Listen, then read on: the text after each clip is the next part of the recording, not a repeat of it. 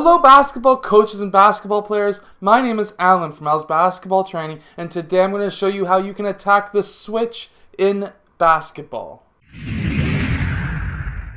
So hello everyone, my name is Alan from Al's Basketball Training. On this channel I show you basketball plays, drills, and skills. On Tuesdays and Thursdays I show you individual player skills, and the rest of the days of the week I show you team stuff.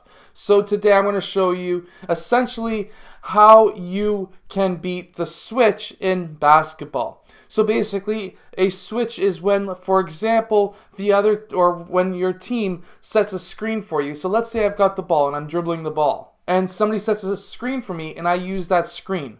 Instead of the defender who's guarding me first tries to fight through the screen to get through to me, instead of that happening, a lot of teams will call out switch, which means that the player who screened for me, his defender, is now guarding me, and my old defender is now guarding him. So there's a few different plays that you can run to beat that. I've showed those plays in a whole bunch of other videos, but I will show you some basic ones later on in this video. However, basically as an individual player, there's a few things that you can do. If you hear switch as a point guard or as the player who's dribbling the ball, one thing that you can do is just attack the rim. Go for the rim, and especially if there's a mismatch, as in a big center screen for you and you're a point guard, you're going to be able to beat that defender most likely because you're probably faster than him. So that's one way of beating him. As for the player who's setting the screen and your player moves off to guard somebody else, if you were a center, now you have a guard who's guarding you. You have size advantage, get to the post as fast as possible, and then you can get down there and destroy the player who's now guarding you. If you're 6'5" with a 5'9" guy guarding you, you're going to score, believe me. So let me explain some of those tips on the clipboard, and then I'll show you some very basic and easy basketball plays for your team. So first, obviously blue is on offense, and what we will have is player 5, he's going to go up and set a screen for player 1. Now, let's say they call switch. Now, let's say this whole key is open, especially you want to get your center down there as fast as possible, because now he has a point guard guarding a center. He could quite literally post up in the middle of the key. Player 1 could pass him the ball, and he could just take one dribble, one step to the left or the right, and he'll get a nice, easy score. Now, here are some very simple plays that you can run. So this first play is going to isolate the post. What we are going to do is set a back screen on player 2, and player 2, blue, is going to cut towards the rim. Obviously, if he's open, hit him up, but let's say they call a switch.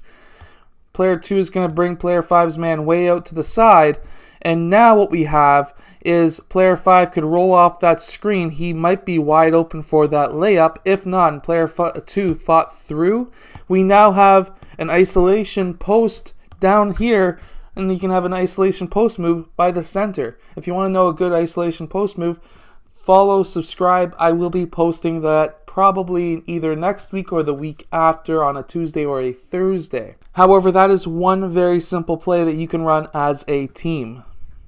Now, another play that you can run, and I've showed this before, 3 and 2 will set a screen down. We used to run this a lot in grade 7 and 8 basketball. And player 3 and 2 are going to set that screen. Player 4 and player 5, I've already screwed that up.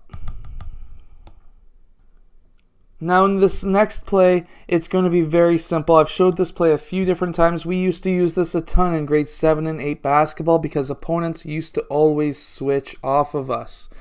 And what we're going to do here is player 5 and player 4 are going to set a screen down, and player 3 and player 2 are going to be popping up. That's going to cause a switch, especially at the younger age groups.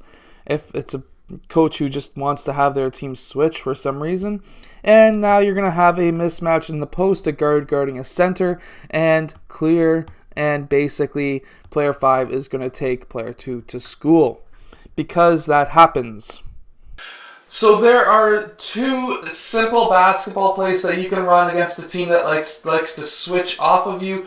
Remember to always teach your players if the other team calls switch. If you're a guard, attack the rim. If you're a postman, go straight to the rim and post up. You will get easy points. Believe me, easy points are the best way to score because it makes your life easier. And when your life is easier playing basketball, it means that you can play more minutes. The more minutes you play, the more you can score and the more fun you can have, because minutes are apparently everything.